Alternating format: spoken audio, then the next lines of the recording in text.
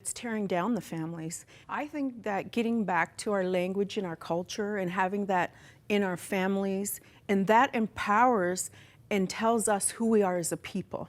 And that's empowering to us. That was ripped away through residential school. And now it's time for people in society to stand up and say, guess what?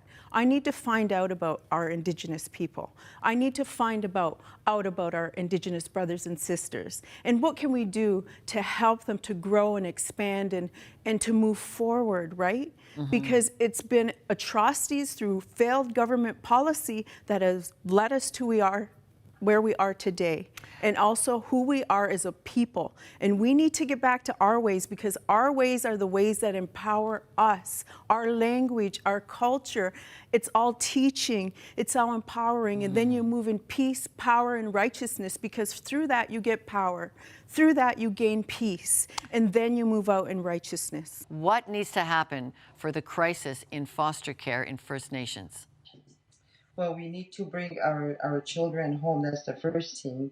The other thing that needs to happen is to provide the adequate financial assistance to single mothers and adequate housing on reserve, because a lot of these children that are in foster care are in care because the mother cannot afford to take care of them.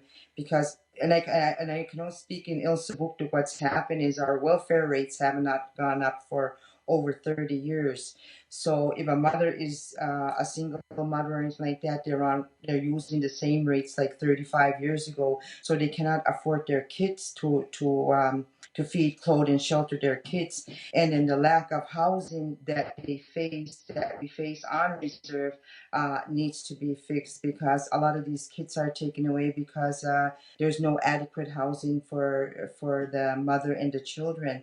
And in Elsipogtog alone, we need $8 million just to do housing repairs, to have adequate living conditions. Are one of those reserves there in New Brunswick where the housing is grossly inadequate. Crystal, you work with the young people. You're an advocate. You travel with a tribe, if I may say, of beautiful kids that are just so keen that it's going to be different. What are they hoping to see happen with the need over foster care?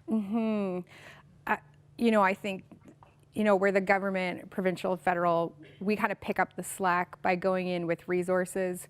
We go in with programs that promote hope, because they said the #1 way to combat, suicide, which a lot of those kids face when you're in the foster care system, there's neglect, there's abuse, and so there's this epidemic of hopelessness. So when we go in, we promote hope and resiliency, and we are seeing kids gravitate toward it, because the message that's being sent to those kids is that they're not loved, but we're going in saying, you know what, you are loved and you are valuable.